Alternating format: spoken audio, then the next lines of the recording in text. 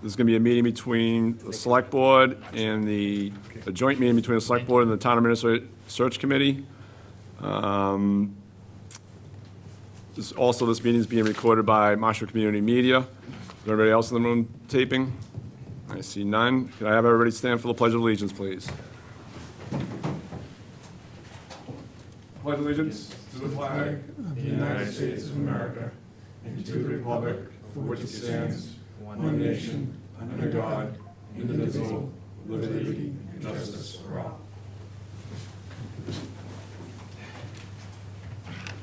I don't have any comments in regards to anything. Charlie, do you have anything for a town administrator report you want to announce? I have one item, if I could, Mr. Chair.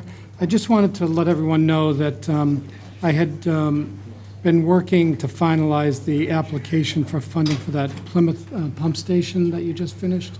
It was a $9.1 million project. And I wanted to recognize Kathleen Marasco and Ken Ryan for all the help that they provided me last week finishing the application, and I went over all the details with Eric. But it is a nice opportunity for the town through the Clean Water Trust. You got a $6.7 million borrowing authorization at 2%, and there is a loan forgiveness as part of this program of about $430,000. So Kathleen and Ken in particular, I wanted to thank them for all the help that they provided in finalizing the application. Thank you. So tonight's meeting is a discussion on an update from the Town Administrative Search Committee themselves, and if there's any votes that need to be taken by the Select Board in regards to the search process. So it was asked of me to hold this meeting so members of the search committee can make their comments in regards to the process if they so choose to. Is there anybody from the search committee that would like to start out in regards to sharing their thoughts on the process of the search committee? You have to make a motion to open our meetings because we have quorum. Yeah. Before.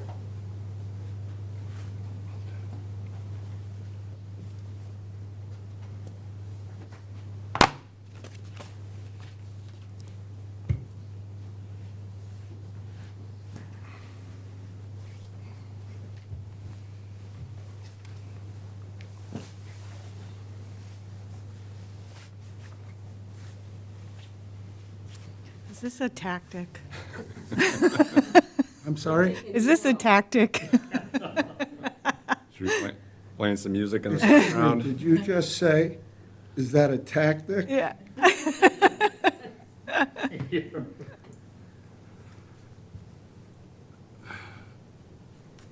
No.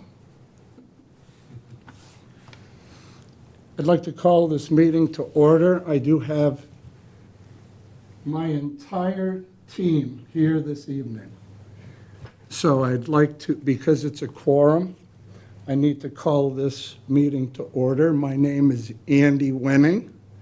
I am the chair of the Marshfield Screening Search Committee for Town Administrator. So I believe I need to have a All in favor? second. All right. It's aye. So unanimous. It is unanimous.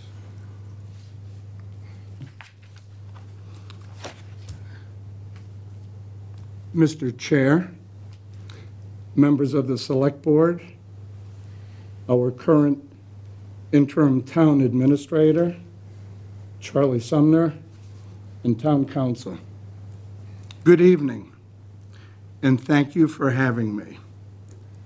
I wouldn't be here tonight if it wasn't for each one of you, because you selected me to be on the Marshfield Screening Committee unanimously, namely Mr. Darcy, the chair, and Trish Simpson. I'd also like to thank my wife, who supported me through this process, through the many phone calls that came from the general public, from my colleagues that helped me and gave me advice. All of you played a role in getting us to the point that we were tasked with. But more importantly are all the screening committee members who honored me with their votes to select me as their chair, which was very humbling.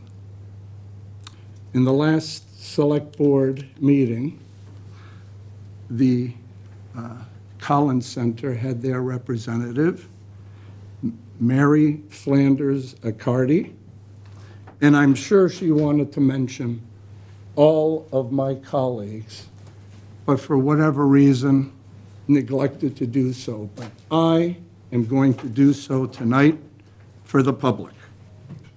My co-chair, Dennis Kelleher, my clerk, Jackie Mason, my other members, Linda Walsh,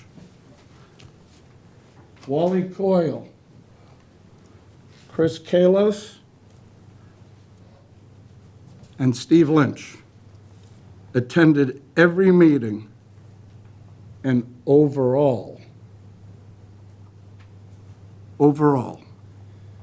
supported what we were tasked to do, namely, screen, select, and put forward candidates. Thanks also go out to Phil Lemonos and Mary Flanders Accardi of the Collins Center, who I and the committee worked in conjunction with. They all emphasized confidentiality. I'm going to repeat that. Confidentiality. And were critical components to our success. We follow the laws providing maximum transparency. Much of the work we did is invisible because the nature of that work requires confidentiality. The Collins Center met with the members you selected and helped form the committee on September 22nd, which was open to the public and recorded by MCTV in this very select board chamber. Our committee, a quick 6 days later, had a meeting September 30th in the library where we worked on legal interview questions. We submitted our questions to the Collins Center beforehand, and we reviewed the questions and took a vote to make sure that they would be asked in compliance with all the laws. A full set of interview questions were approved and voted on with unanimous approval on that date. I'd like to thank Mary, especially, because when you have a group of 7 people, actually there's 8 because Phil would be there, the logistics of coordinating, trust me, is more difficult than getting 3 together for a meeting. And we typically would try to get 2 weeks in advance because many of my colleagues on that committee work and they have families as well, but they have responsibilities and maybe dates that they couldn't make. And there were times many of us had to make concessions, as I'm sure you do as well in your own personal lives. That's how important this committee was to me and to, I believe, overall, every one of us. The Collins Center advertised prior to our meeting and had an application deadline of October the 8th. I scheduled a meeting October 14th inside the Marshfield Police Department EOC room thanks to Police Chief Phil Travaris, who made that room available, which was also recorded until we went into executive session. This room provided the needed space to review the copious paperwork consisting of resumes, cover letters from all of the applicants. This meeting was followed by scheduled interview dates. We interviewed our screened candidates November the 4th and the 6th. On November the 6th, candidates to be put forward to the Select Board were selected. I was told that my role essentially was complete on November the 6th. The Collins Center had the names of our selected candidates on that date, November the 6th, and would coordinate background checks and would continue the process with you for interviews, which instead of having those interviews today, and as I recall from the last meeting, one of the select board members, I believe it was Mr. Darcy, even emphasized time is of the essence, as did I, Mr. Darcy, with my committee. But instead of having the interview here tonight by you all, I'm here to give you the update. And from what I understand, the interviews will now be conducted, Mr. Chair, on either December 2nd or December 4th for the record. This committee navigated all this through 2 interim town administrators who provided assistance to me along the way. We had town hall meetings. We had to find venues for our meetings. We had to utilize the folks from the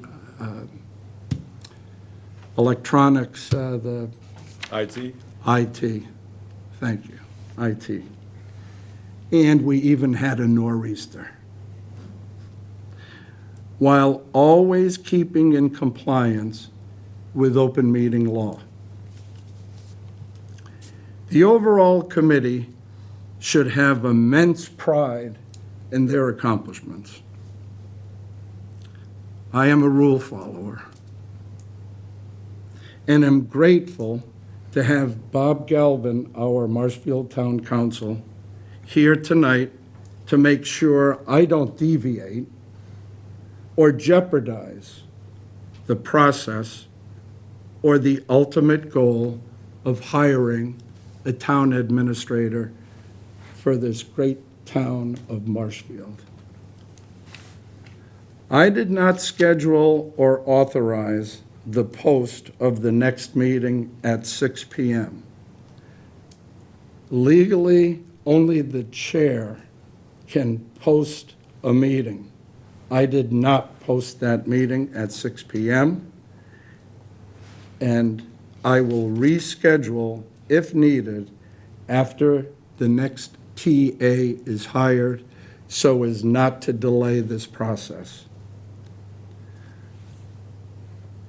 I will accept any questions and may yield some of my time to any of my committee members if they have something to voice. And from what I understand, should they have their voice and speak, that time I request be also allowed for Mr. Lemonos to explain where they might be that I'm not privy to at this point. So I thank you. and ready and to accept any questions. Forgive me for my voice, it's a little hoarse, but So what is your reasoning to not hold another meeting until the next TA is selected?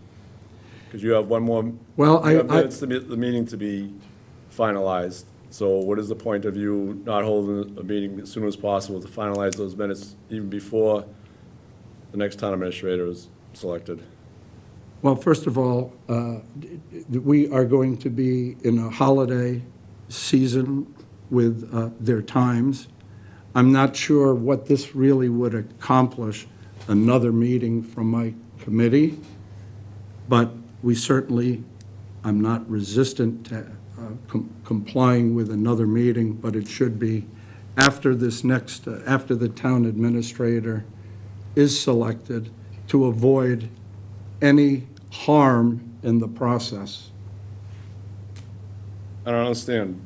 You have minutes to be approved, so I'm trying to figure out why you are not going to hold another meeting to approve those minutes. I don't, from what you're saying, minutes to be approved, my clerk has submitted minutes. They've been posted, and we've approved them. What exactly? From your is it last meeting? For the last meeting? We actually, Mr. Chair, and I think you know this, have at least a month to submit minutes for a meeting. All right, so the way it looks like to me is that you're stalling the process. So I'm not going to continue this conversation, but, all right, Steve, you want to go on then? I think the only thing that's stalling the process is this meeting.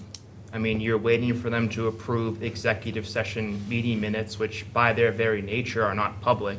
So what is accomplished by holding up this process? What process are we Waiting for holding up? those meetings to be approved? What process are we holding up? At our last meeting, you wanted to wait to have this meeting before moving forward with interviewing the finalists for the TA.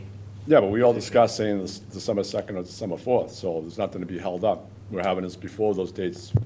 That's even eventually discussed. where we came to as a board collectively, but initially you wanted to wait to have this meeting before interviewing. Right. But the whole thing is that we just discussed it, second December or December 4th. So the whole thing is that nothing's being held up. I don't even think, as far as I know, the Collins Center hasn't even notified us that the candidates are ready or even went through the process of the whole entire vetting process. But I don't understand what your hang-up is to wait for meeting minutes that you can't see anyway because they're in executive session. Correct.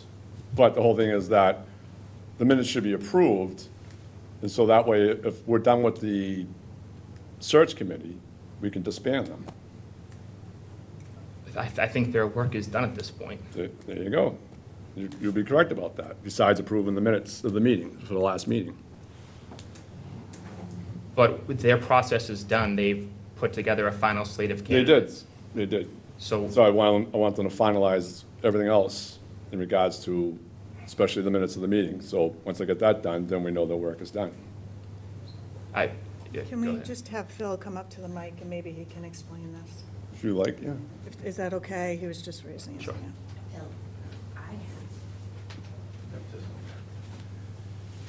Thank you, Mr. Chairman and members of the committee. So, my name is Phil Lemnios. I'm an associate with the Collins Center, and I think Attorney Galvin would hopefully agree with the next series of statements I'm going to make. So executive session minutes, the approval of executive session minutes is actually a two-part process. There is an approval of the minutes by the committee that went into executive session, and that approval is in executive session of the content of the minutes.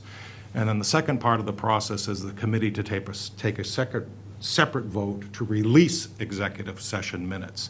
And typically, executive session minutes are not released until the matter in which the purpose of the executive session has completely concluded. In this case, there's a two-part process for the selection of a town administrator. The first part is the screening committee activity. The conclusion of the process is in the hands of the select board when you ultimately hire a TA. Once the entirety of the process is completed, The minutes can be reviewed and approved for content. I would also recommend, in many towns, the standard practice is you would sit with town council to make sure if there is a need for any redactions, if inadvertently somebody's name was in there or something of that case, so you don't create liability for the community. Once the minutes are in a proper form and the purpose for the executive session has completely concluded, the committee can then vote and should vote to release the minutes. So even if the committee this evening were to vote a set of minutes, they are not released to the general public. And the committee's work actually is not, the committee should not be disbanded this evening. They should be disbanded after you have concluded your piece of the process, because at that point, the entirety of the process is complete, and the committee can then go into executive session, review the minutes, make sure there's nothing that needs to be redacted or anything that, in the minutes that would cause a liability for anybody involved in the meetings or candidates or the town, most importantly. And the liability, by the way, I think town council spoke to it a little bit last week, and it's a liability that the Collins Center has advised on since day one of this process, which is anybody who submits their resume has a clear expectation that their name is going to be confidential. And if there's any leak of those names, the only time that names become public is when the candidates agree to become finalists. Any leak of those names beforehand could create a situation for those folks in their current employment that then becomes a liability for the town of Marshfield. And I will say, as just an observation, that the subcommittee did a great job at respecting the need for confidentiality. They understood the process. At times, it's a little bit difficult for members of committees to kind of wrap their mind around that, the need for that, because these are public committees. But there are exceptions to public information and disclosure of public information under Mass General Law, and this is one of those areas where there's an exception. And I think Attorney Galvin I would hope, would support what I said and just now. Well, I'm not looking for the minutes to be released to the public. I'm just looking for them to be Well, that, approved. respectfully, Mr. Chair, that's a decision for the chair of the committee. A chair of a board cannot direct another board's actions under typical construct in Mass General Law. When you say that, Bob, especially where it's the committee that was picked by the select board to, I agree that the search committee should be approving their minutes and reviewing their minutes. And I agree also with the opinion that the search committee's process isn't done until you've made a decision decision on what, though? on a new candidate. All right, so let's put it this way. What happens if we don't come to a decision? You might disband this committee, or you might send them back out to do it again, or you might, decide to hire a headhunter. I don't know what you would do. You'll just kind of have to take it as it comes. So, I mean, They're your committee. This committee is the select board's appointees, okay? You have the right to review the candidates that they submit, and I hope we would do that. You have the right to interview all those candidates and select them or not, and if you don't, then you have to decide the process going forward, and you can start all over again, you can go in a different direction, anything you want, but that's the cart before the horse. no, I understand that in regards to I guess the issue that I have is just finalizing their work at least, and then it frees us up to do what we have to at least. The only thing that- When we're done with the process, we can disband them. I've been through the process before and been through the process of picking other town officials in other communities, and what I think your expectation really should be at this particular point is tell us the names of the people and the number of people that you recommend that the select board interview. Well, one thing is that we haven't been informed of that, so we don't know if they are ready or not. Right. So do you have names? Are you ready? Is that I watched actually the committee meeting, the select board meeting last week, and I know Mary Accardi was here. She indicated to you that she is in the process of finalizing. She understands what your dates are, and I believe that will all be communicated shortly. That's not my piece of the puzzle, and it's not for me to speak for her. But That's, you guys had a lengthy discussion about what dates you're available, the days you want to do interviews. She's well aware of that. I believe she might have talked as recently with your interim town administrator. My only concern is that your first interview's at maybe Tuesday or Thursday, and, we have a holiday, and I want to make sure that the notice of the agenda comes out because the finalist names have to be in that agenda.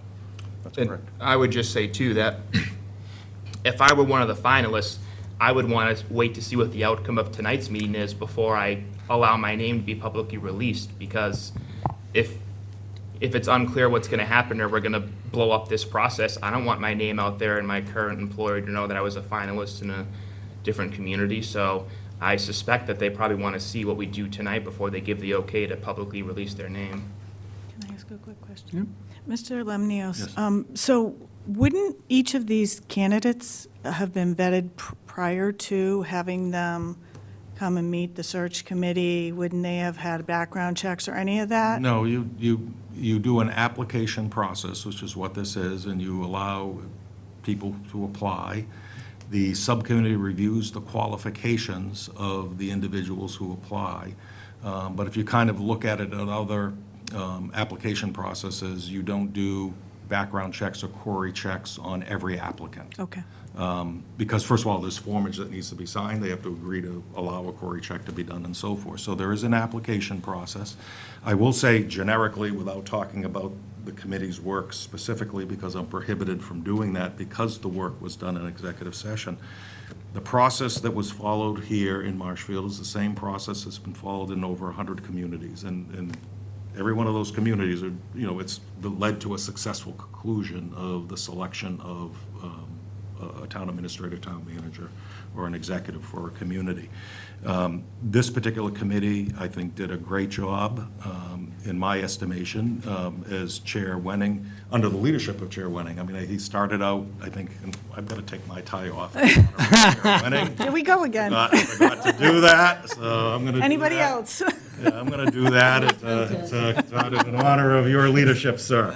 But Chair Wenning started by trying to build a real team spirit of the committee. This was happened at the open meetings, in the first meeting or the second meeting, I think, the library, you came up with the acronym of FAST, which was a great acronym, which kind of tried to incent the committee to recognize the importance of the committee's work, the sanctity of the committee's work, and honoring confidentiality, but most importantly, trying to find the best candidates to put forward to the select board.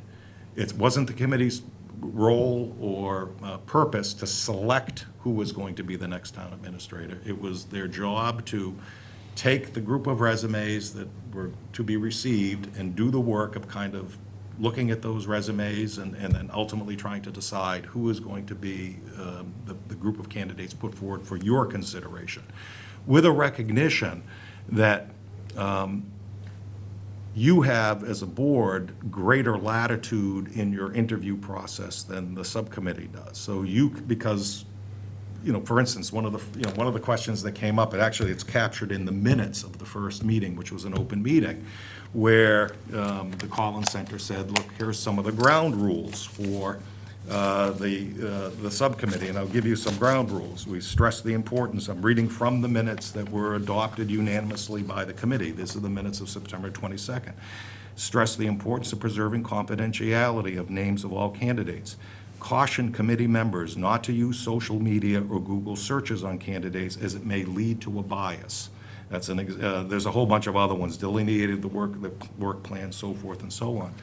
The reason I bring that up is because we live in such a information-rich age and such a digital age, what has become a natural inclination for anybody is, let me find out who this person is. I guarantee you, there may be somebody right now who's watching this who may be Googling, who's this Lemnios guy? I'm sure there are people, when each one of you won your seats, Googled, who is this person? The bias on doing that when you're in a selection committee process, as an example, is you're reading about it second, third hand. You're not reading about firsthand. You're reading a news reporter story and so forth.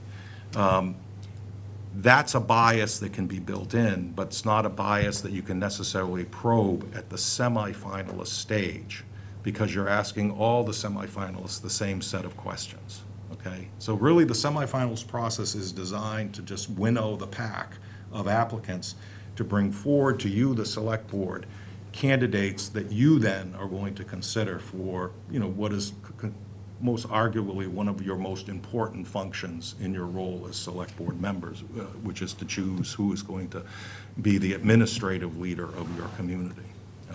But by and large, the committee, I thought, did a great job. And naturally, when you have 7 people in a room, you're going to get differences of opinion. You're going to get folks who think that certain things could be done better. You're going to get people saying, well, I really want to ask my own question, and so forth. But the reality of the fact is the question process was a publicly defined process. Everybody on the committee had an opportunity to put forward questions if they wanted to, and had a chance for those questions to be debated by the committee and adopted by the committee. What that means is, maybe not every question that was put forward the committee felt would be appropriate to ask, but everybody had a chance to do that in an open process.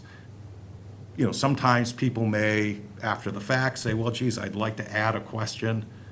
Well, that horse has left the barn, because that's the open process. You develop the questions in open session, and those questions were voted in open session.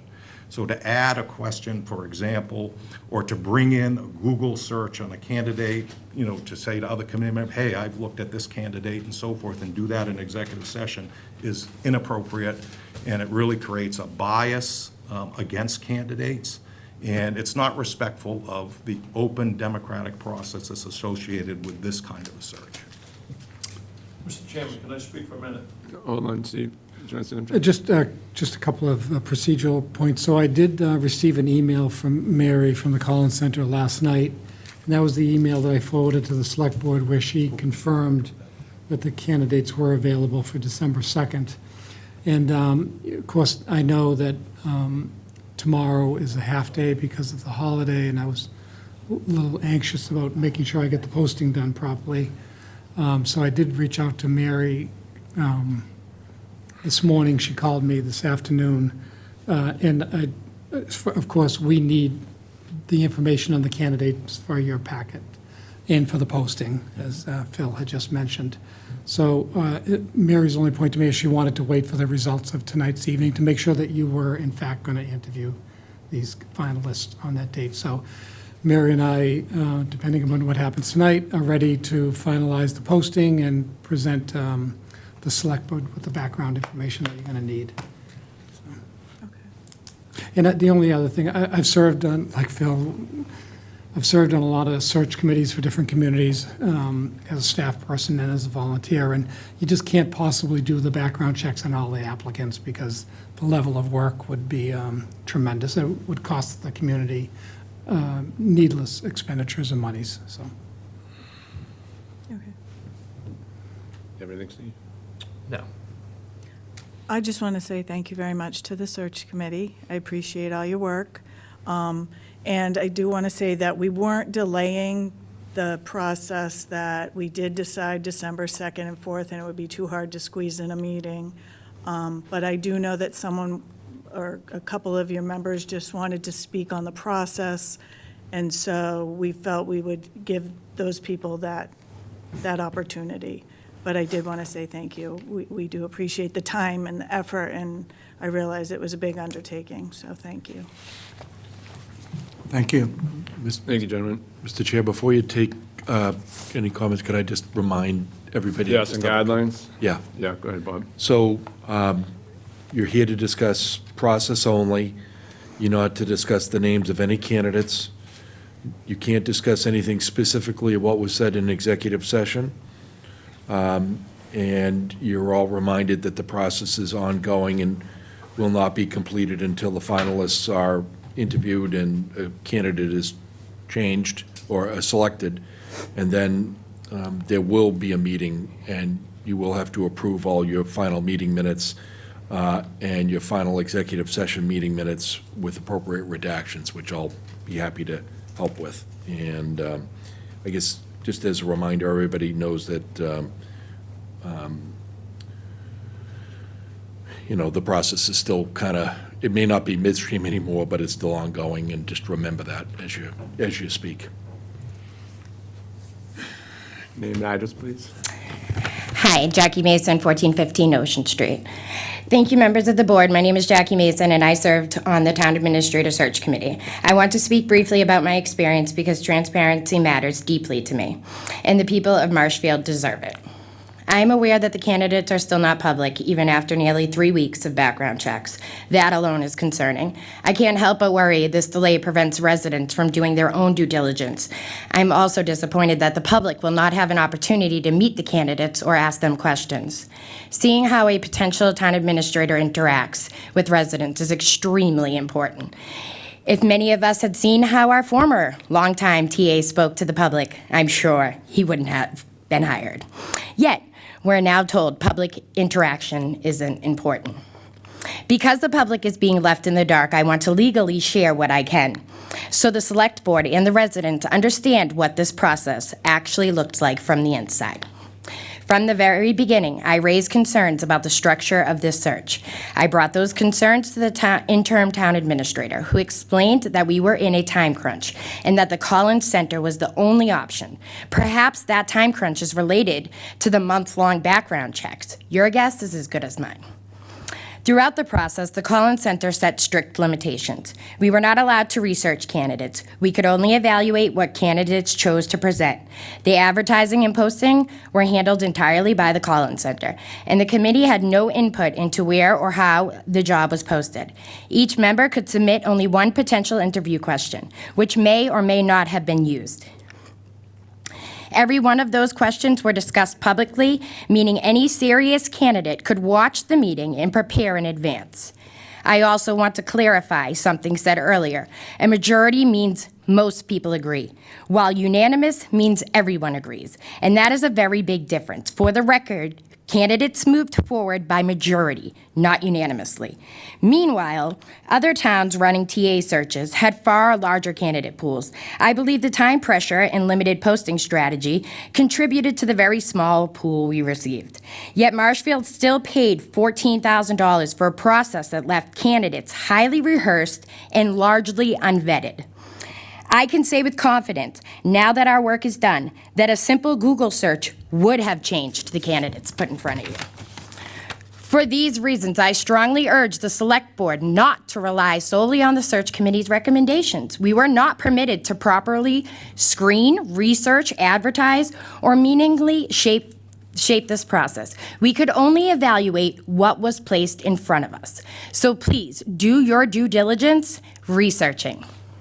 Maybe my expectations are high, but I love Marshfield, and I believe it deserves the best. This process did not allow us to ensure that. Going forward for future searches, I encourage the board to form a search committee first.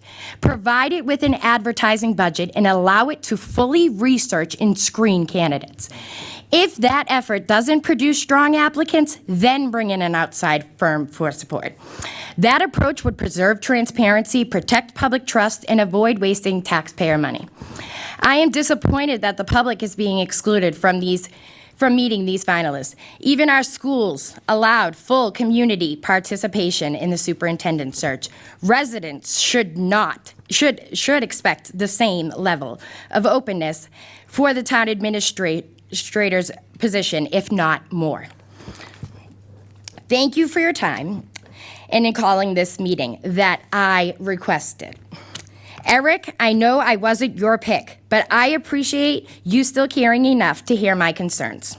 I appreciate the opportunity to serve this town, and I will always advocate for the people of Marshfield.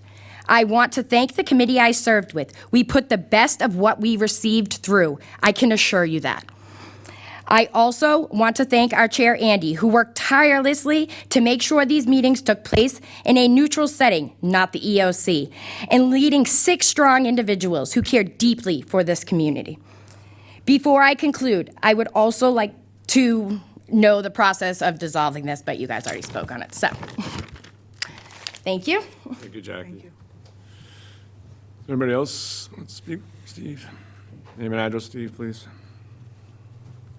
Steve Lynch, 50 Central Street. So I'm not doing this as public comment, it's just part of our meeting. So the interim town administrator said that all of the candidates have responded and they're going to have a date for interview. Is that correct?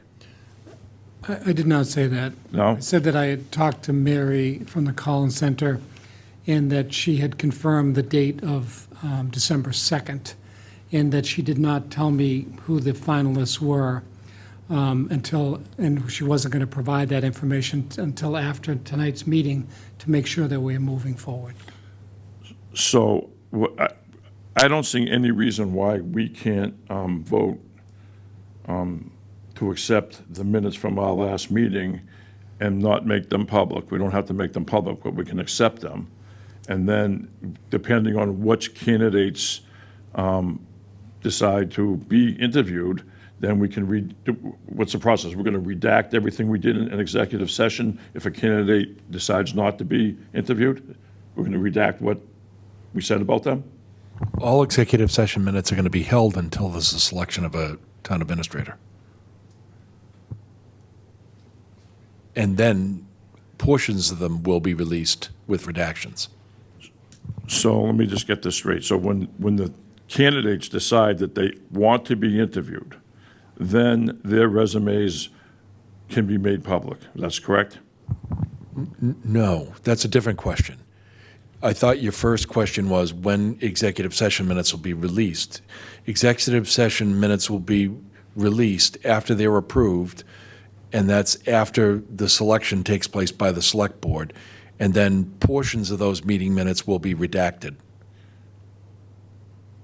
Okay, so, but the resumes of the people who sign off, who want to be interviewed by the select board, Finalists, their resumes will be public. those will become public. I would believe so, and any information that the select board has concerning them will be public too. So- The finalists only. So in that case, we could finalize our minutes, and then if someone withdraws, we can just redact that from the minutes that are going to be made public, correct? I mean, hypothetically, yes. Okay, so there's nothing holding us up from finalizing the minutes. So now I'll speak to the process. So Jackie said a lot of it, and I just want to say this. We, considering that some of our political differences, we worked well together. I think we set forth the candidates that were the most qualified of the small group that we were allowed to look at their resumes. I think the talent pool could have been bigger, obviously, but we did bring forth to you the however many most qualified candidates. Point of order. Can't release information in executive sessions. That's correct. I think Mary told us there were three. Still in executive session. You did not. That we brought forth the most qualified candidates. Know the number. Well, in any case, so I just want to say this. The candidates that I voted for, right, I thought were the most qualified candidates of the group that we had.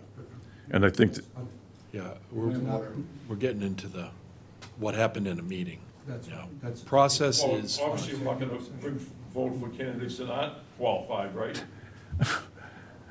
So, Just stick to what happened. so in any case, The process. whether or not you decide to pick someone or not, I picked the candidates that I thought that would be vetted by you. It doesn't mean that I think that you should hire them or not hire them. I just picked the best candidates. That's who I voted for. What you do is up to you.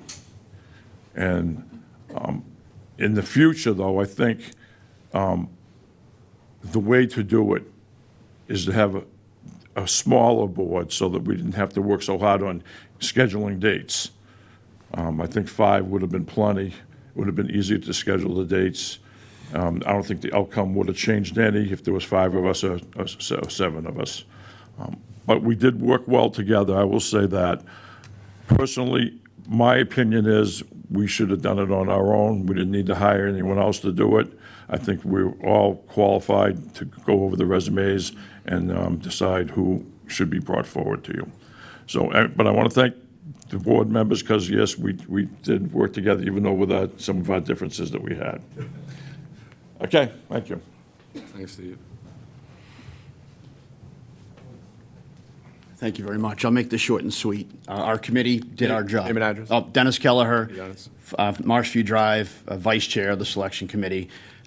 Full stop, our committee did our job based on the guiding light of the TA profile that you presented to us and the mission you provided to us and the navigational guidance of the Collins Center, who you hired to make sure we followed their process.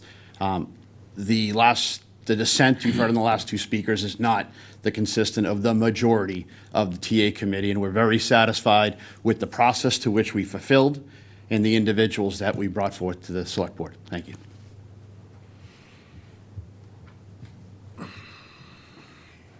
Anybody else? Phil, I guess the one question I might have for you that's been brought up is the candidates pool.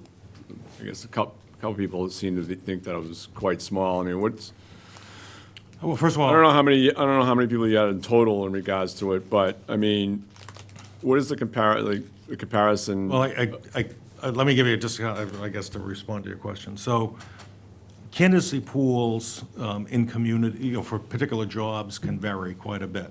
And candidates, when they look at whether they're going to apply for a TA or a TM position, town manager position, town administrator position, which are the two most common leadership positions administratively in communities. Candidates evaluate a lot of things. So some of the things they look at is well, is this a community that I'm being asked to step into to bring it to the next level?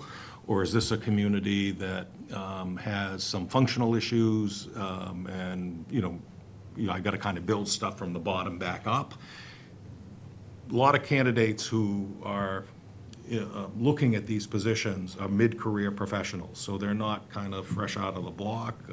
They've been around a little bit, and they understand what their management style is, and they're going to want to apply to communities where their management style kind of fits what the community needs. And that's why there is a lot of effort spent up front in creating that community profile that you folks voted on, and that becomes the advertisement in essence, because it gives candidates a sense of what are some of the key issues that that particular community is confronting.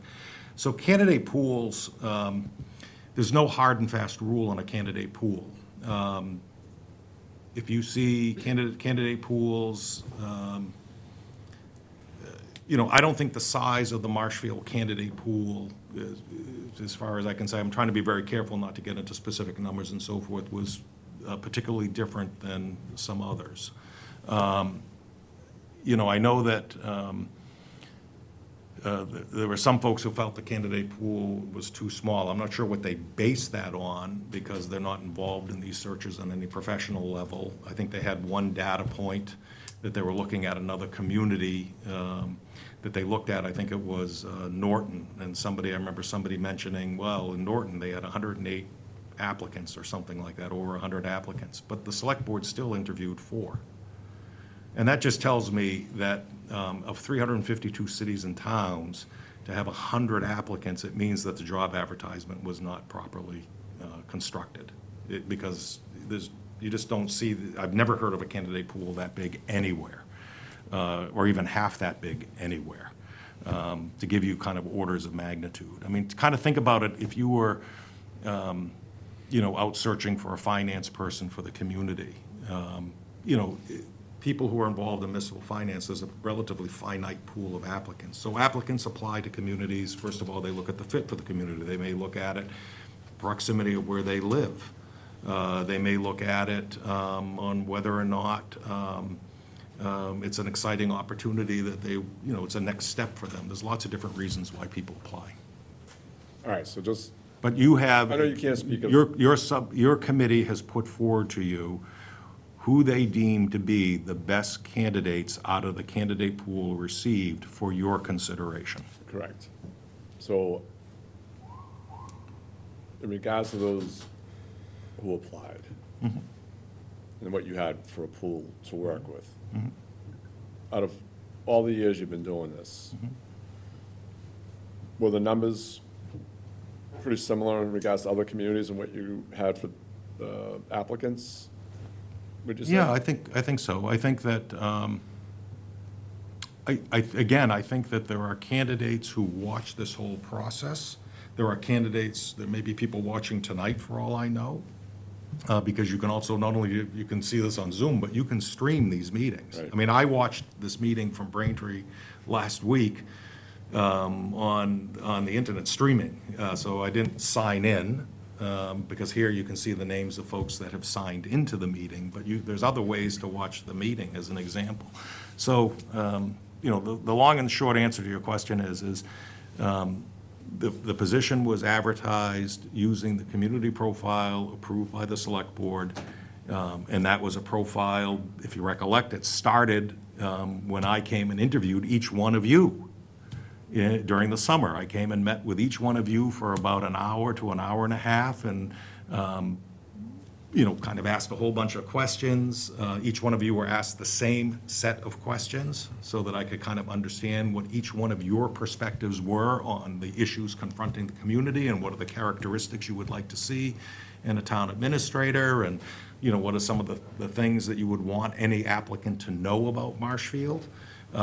That information was synthesized into the community profile, and the community profile kind of laid all that out. You had a chance to review that, which you did, and that becomes the job advertisement. And that's that's a standard process.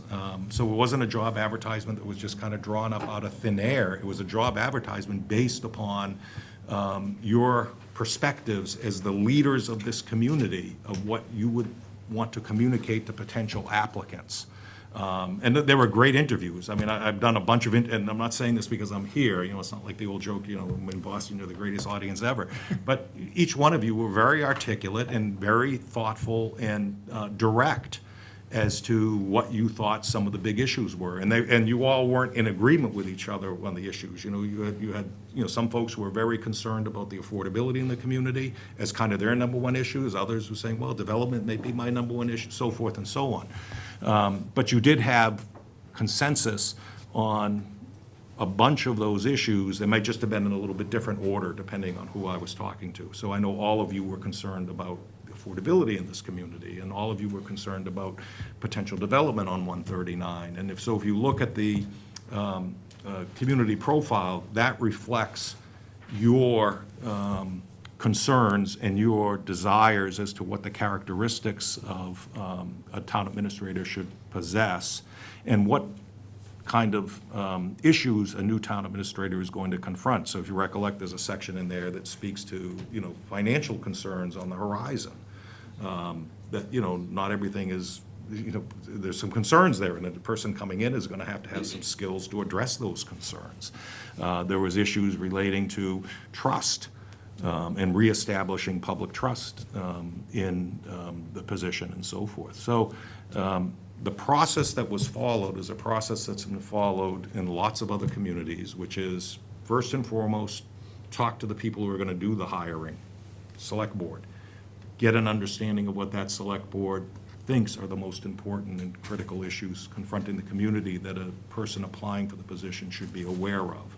And also try to identify the skill sets and the kind of characteristics you would like to see in a successful candidate, and that's captured in that community profile. Part of that process, which was laid out to the select board when you brought the Collins Center on, before you signed the contract, was this is the process the Collins Center goes through. We do the community profile, we ask you to appoint a screening committee.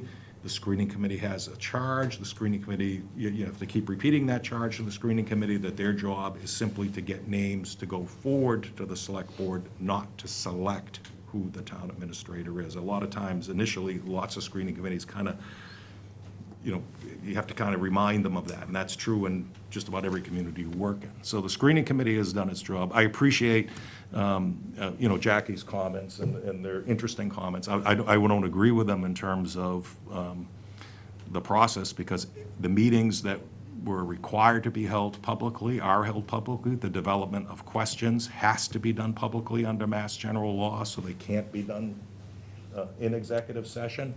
And you can't develop questions with a committee unless you do it at a meeting, because if you try to do it at email, you're violating the open meeting law because you're deliberating. So every step of the process is designed to, first of all, respect Mass General law, to respect open meeting law, to ensure that the community doesn't create a liability by unduly releasing names of candidates and so forth.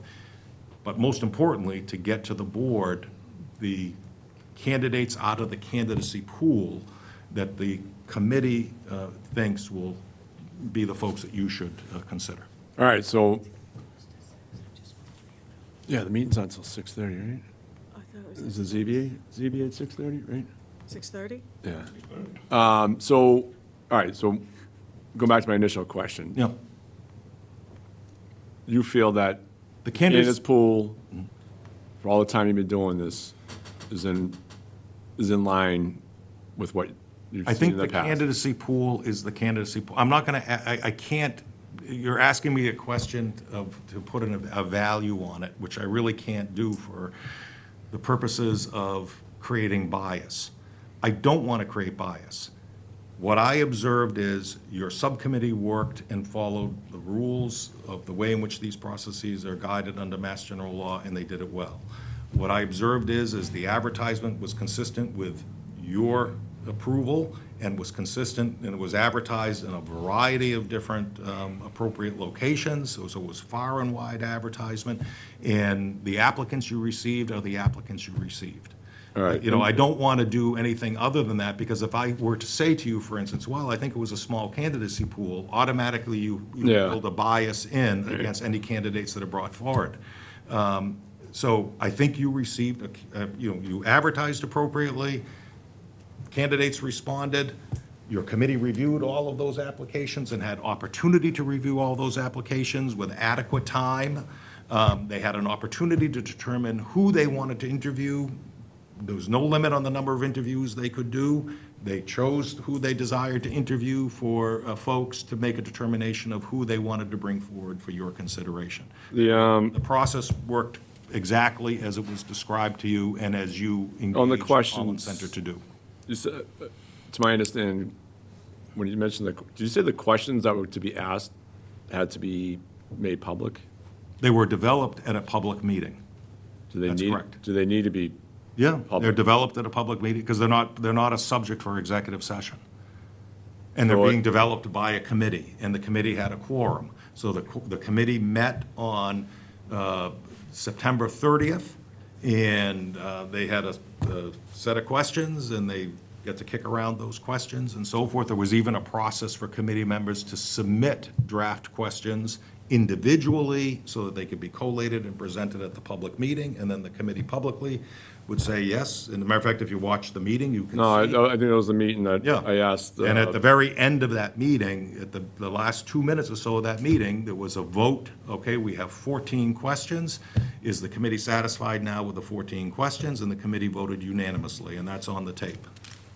Right, so that's the meeting that we had afterwards in concerns of the process. And the argument that, well, an applicant could watch that meeting and so forth, yes, an applicant could watch that meeting. Yeah, That's true. But an I'd say- applicant can also watch public meetings in any number of circumstances. So that's something that, because it's a public position and the work of developing the questions are being done by a publicly appointed committee, there is no workaround.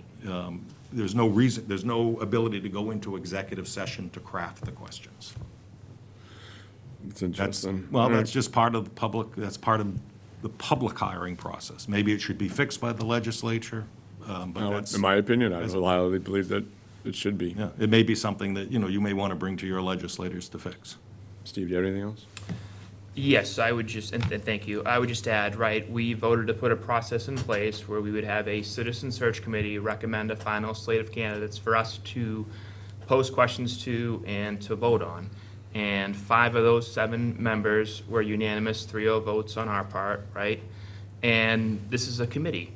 And I think in terms of professional background and community background and even political ideology, I think we had a pretty broad and diverse spread on the committee, which I think is an asset, right? Because you don't want to have groupthink, you don't want to have blind spots. And, I don't think we should blow up this process because there wasn't unanimous consent for every single decision, right? And if you're gonna break down the percentages for a deliberative body or a legislative body, 5 out of 7 members, that's not just a majority, that's a supermajority. So I would say that's a pretty good sign that the majority of members that we appointed were happy with the process and the questions that they got to ask.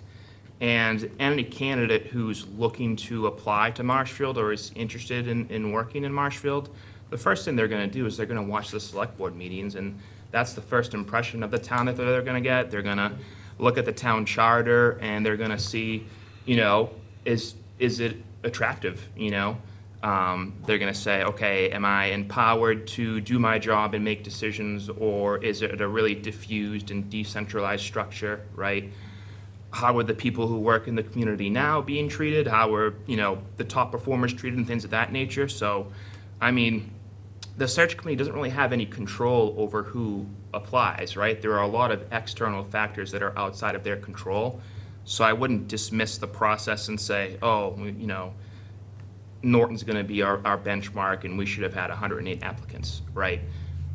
Anyone who thinks about applying here is they're gonna watch our meetings. I guarantee you the finalists, if they're not watching right now, they're gonna watch this meeting as soon as it gets posted, and they're gonna wonder why we're contemplating, blowing up a process that we picked and we put in place. So, I just think, again, we have a supermajority of a committee that we put together. 5 out of 7 were unanimous on our part, like, we put this together, so I don't understand. Here we are at the end, they've done their part, and they've given us a final slate of candidates to interview and vote on. And I think that we're ready to move forward. And I'll just echo what you said earlier, Trish, and thank you for saying it, Thank you all for stepping up to serve your community, because it is a thankless job, When you take into account the annual town budget over the course of 3 years, this is a $300 million decision. And again, I think when you have a supermajority making decisions about the processes they work through, and they follow the process that we put in place, I'm ready to move forward. Trish? I just want to say, I know that this is another meeting that you all didn't want to come to, but I actually appreciate hearing what everybody had to say, because I think, once again, we go back to transparency. And, I think the residents deserve to hear that, there were differing of opinions. So I really appreciate hearing that. So I just want to say that. And, I agree, we moved forward, we put this in place. You all did your job. But again, I appreciate you being here to just give your feedback. I value that. And it looks like we're ready to go for Tuesday, I think. Just one last comment, if I could, Mr. Chair, only because Norton was brought up again, and I want people just to understand that is such an outlier. And just as, if you got 5 applicants for this type of a position, the candidacy pool size, you would say, my God, that's, something's wrong. There's something wrong with a process that gives you 108 applicants, because that's so far beyond the norm. It just means that the advertisement was not constructed properly. They chose to do their own committee as a community, and it's just so beyond the pale of any reasonable job search that you would generate that kind of, and that's why they still ended up delivering 4 candidates to their select board, and all 4 candidates were local government managers. So, the bottom line is,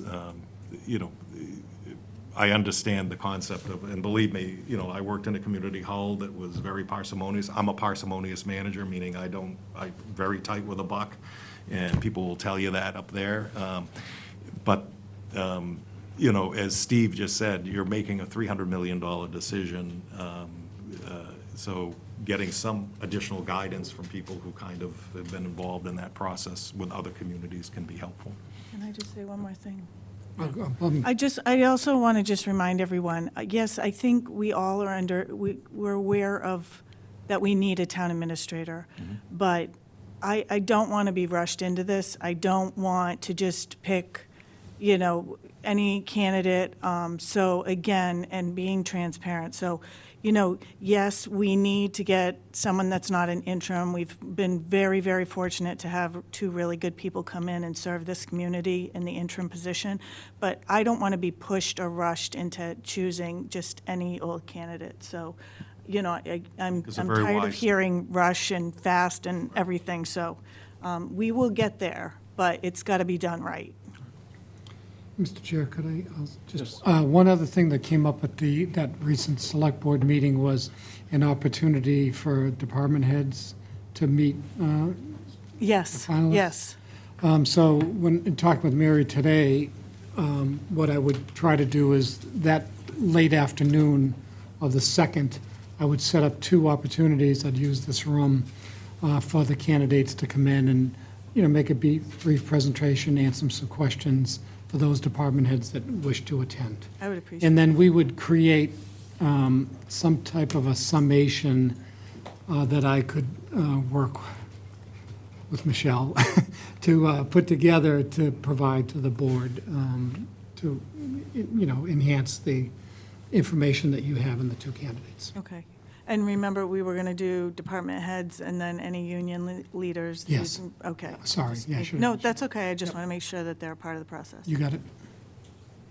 But, and I just, and I'll have to do that in the morning. It's as soon as, That's okay. you know, it's what I got, so.